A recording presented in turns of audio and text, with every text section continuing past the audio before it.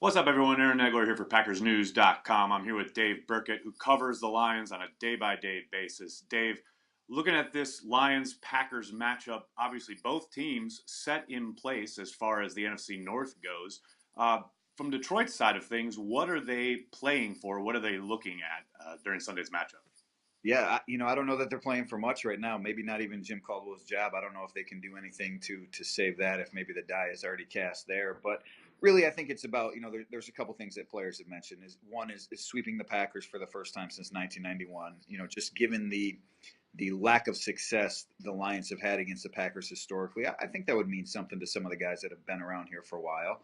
And then two, there's a lot of free agents on this team, especially on the defensive side of the ball, that whether they're playing to stay here or to showcase themselves for future teams, there certainly is an element of, hey, this is all going to be part of my resume, all part of my tape, and I need to go out and play well.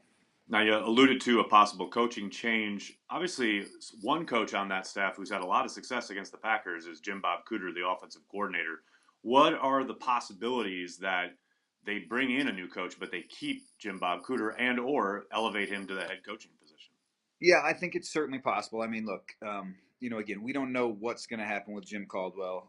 All the leaves right now are sort of pointing toward potential coaching change after the season. But Bob Quinn has not said as much. He hasn't shared that with Jim Caldwell or any of the staff.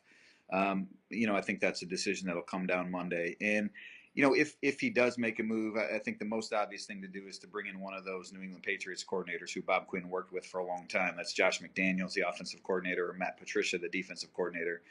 He obviously has ties to both those guys. If he went the Patricia route, I certainly could see a Matt Patricia, Jim Bob Cooter sort of pairing here, where they keep the offense in place, they keep things sort of status quo for Matthew Stafford, because Stafford has made some significant improvements in the time that he's worked under Cooter. Now they need to make some changes to the run game. They need to improve that. They probably need to change the whether it's schematically or the coaching along the offensive line, whatever it is, they need to make some improvements. But I think Jim Bob Cooter, I think there's a chance that he sticks around here in Detroit, and if not, he's a coordinator who should be in demand elsewhere. There you go. All the latest from Detroit. Dave, we'll see you Sunday afternoon in Detroit.